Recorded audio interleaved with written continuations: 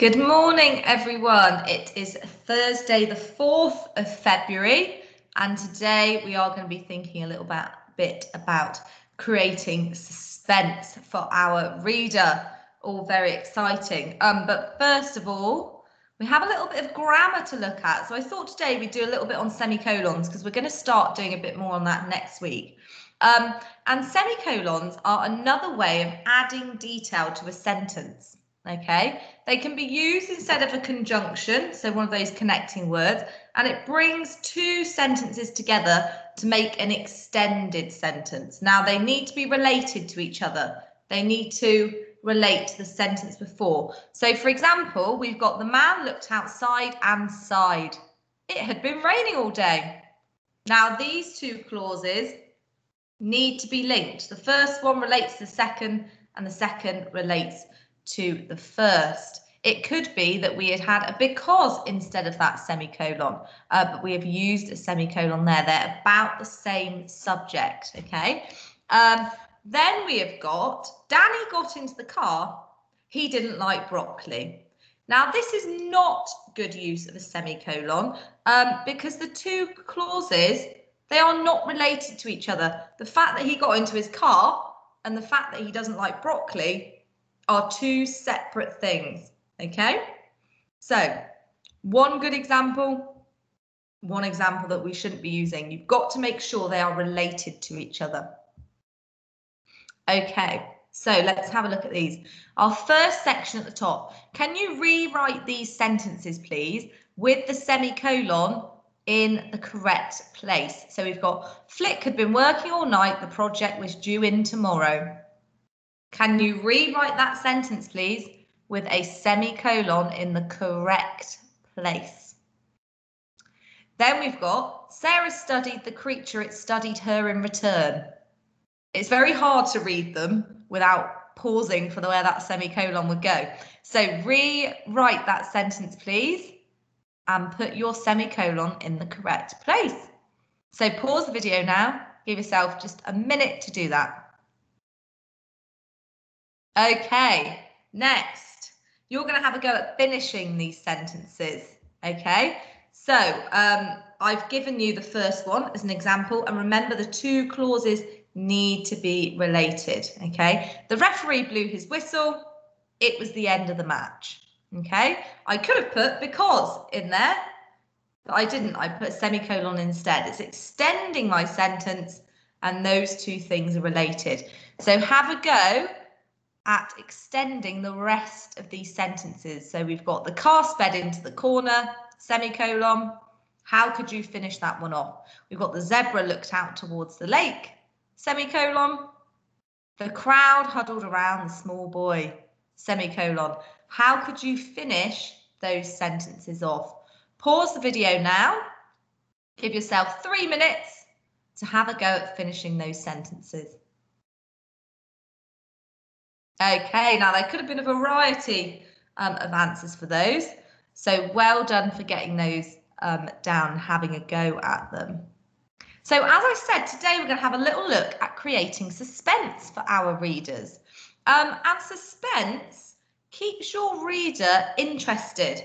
It makes them want to know more. It wants to keep them reading. Oh, what's happened next? Oh, that sort of thing, that sort of feeling. It makes them feel a little bit scared, but also quite excited. They want to know, but it might be a little bit scary at the same time, okay?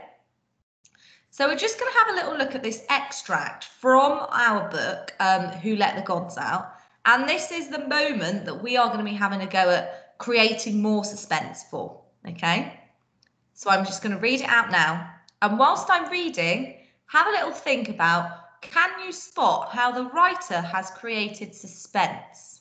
Okay. Virgo was about to do more research into her whereabouts when a loud creak interrupted the silence of the cavern. There was a door, and it was opening. Not only that, she was completely unarmed. She clapped her hands to snap off her glow, retreated to the smelly mush, and grabbed the nearest thing to hand to await her attacker. Bessie, Elliot whispered as he shone a torch into the pitch-black cowshed. Bessie, are you okay? A low moo reassured Elliot that his cow was unscathed by the starball. Thank goodness. He looked around, and as well as the feeble light from his torch would let him, nothing was on fire, and apart from the huge hole in the roof, no other damage appeared to have been done. What could it have been? A meteorite? Space junk? The contents of an aeroplane toilet? It didn't matter now. He could go to bed. Everything else would keep until morning. But a sudden rustle in the straw made his heart pound. Hello, he whispered. Who's there? Don't move, mortal, threatened a piercing voice cutting through the silence of the shed like a thunderbolt. Elliot stopped in his tracks. His ragged breathing betrayed his thumping heartbeat. He shakily aimed the weak beam of light from his torch at the figure in the gloom. Okay, so have a think. Can you see how our author here has created a bit of suspense, a bit of tension, kept us interesting? You may have noticed the use of an ellipsis here, and it was opening. Duh, duh, duh. It makes you want to read on. Then we've got a series of short sentences. A meteorite? Space junk? We've got his ragged breathing betraying his thumping heart. Lots of clear physical reactions from our main character. We've got shakily aiming the weak beam of light from his torch. We've got a piercing voice cutting through the silence of the shed like a thunderbolt. That use of a simile, good way of creating suspense as well. A sudden rustle making his heart pound. Okay, so very well done if you spotted some of those things. So let's have a look at this, how to create suspense. And we saw lots of this being used in our extract. Appeal to the reader's senses. So what can your characters see, smell, hear? Little noises and complete silence. That really builds the suspense. Short sentences, using short sentences, a couple in a row. That really creates a good sense of tension and suspense. Ellipsis, we saw one of those as an example. Metaphors and similes. Physical reactions from your character, his heart pounding in his chest. Might be his hands getting clammy. Any of those things. It might be his eyes going funny. False alarms. Now, we didn't see one in that one, but it could be that you hear a noise and it turns out it's just a little mouse in the corner. Or that you see a figure and it turns out it's just a coat hanging on a peg. Okay, so creating those little false alarms as well is a really good way of creating some suspense. So what I would like you to do, could you please, as I've set it out on the page here, put suspense in the middle. Doesn't have to be a star, it could be in a little box. And could you write these little subheadings all around that star for me, please? And then we're going to fill them in a second. So pause the video now. Give yourself 2 minutes to get your spider diagram ready, or you could do subheadings and bullet points. It's up to you. Have a go at doing that, please. Okay, so you should have all these subheadings down. And what we're going to do now is fill them in with lots of examples that we could use. We're not necessarily going to use all of them, but as we always say, it's good to have lots more examples, then we've got a bit more choice of what we could use. So, over here, we have got appealing to the reader's senses. So I wrote things down like there's a rustling noise coming from the hay, the smell of fear radiating from our character. You could add in anything you like to that. Short sentences, a couple of examples I put here. Elliot dropped his torch. He held his breath. What else could we have? The door slammed. Any little examples of short sentences you could put in there. Physical reactions from your character. Now, this is really key for creating suspense. The more you're thinking about what your character's doing, the more tension it creates. His palms began to sweat. His legs, like lead, refused to move. His eyes slowly adjusted to the darkness. He took a sharp breath in. Bracing himself, he called out, So lots of different physical reactions from our character. What could you think of that your character might do?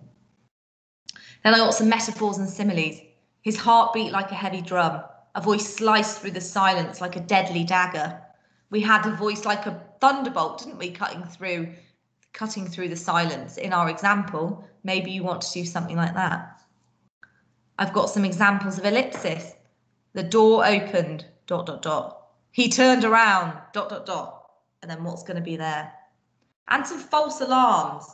So maybe hearing a bit of movement in the hay, but it turns out it's only the cow, Bessie. A shadow in the darkness. It might look like a figure, a creature, but in reality, it's just a coat hanging on a pitchfork. Okay, so pause the video now. Give yourself 10 minutes to fill in each of your subheadings and think of as many examples as you can. If you can't, feel free to steal some of mine, but there are lots more that you could come up with. Okay, so pause the video and have a go at that, please. Okay, so now I've come up with all my ideas. I'm going to have a go at turning this into a paragraph or two. Okay, so whilst I'm reading, have a little think. Where have I created suspense here? What techniques have I used? And I've just put a little note on the side that says using front adverbials is a good way to link your writing together. So I've used those to make sure my writing flows nicely. Elliot edged inside the barn. The blood in his ears pounded as his eyes adjusted to the thick darkness. The palms of his hands became clammy as he cautiously called out, "Hello?" Silence. "Hello," he called again, the torch shaking in his hands. He took a sharp breath in. He stepped forward. Missing a step, he tripped over a bucket and landed face down on the cold, hard floor. As he lifted his head, he saw it. A large, dark figure looming at the back of the barn. "Who are you and what do you want?" His voice trembled as he searched the ground for his torch. No response. Fear radiated from Elliot's every pore as he braced himself for the worst. Without warning, the figure leaned forward. Elliot's heart jumped into his throat. This was the end. Oh, I might change that actually to "was this the end?" Was this the end? Question mark. Good to have rhetorical questions as well sometime. So here we have our front adverbials. Let's get those out first.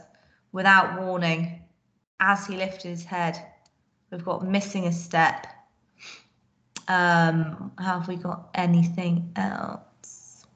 No, but you could just have suddenly, cautiously, any of those words. What else have we got in here then? I've got one-worders, silence. That's a very short sentence. It's just a word, isn't it? He stepped forward. What else have we got? Short sentences, no response. Okay, we've got lots of his physical reactions, haven't we? He trips over. He's taking a sharp breath in. Blood in his ears is pounding. The palms of his hands are becoming clammy. That happens when you're really nervous, doesn't it? You get really clammy and sweaty. Fear radiated from his every pore. Now, my task to you is this. You are going to carry on from this example. And I'll let you in on a little secret. The figure is my false alarm. So that's going to turn out to just be a coat on a pitchfork and it's going to fall on him. And then he's braced himself for the end and it just turns out it was a coat.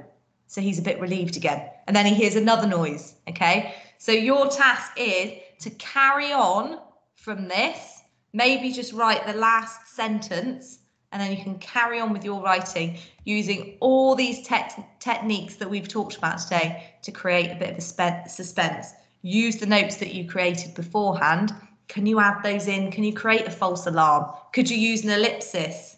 Could you put in more reactions to how your character is feeling? More detail.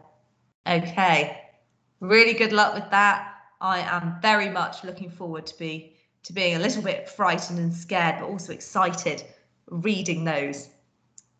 Thank you very much.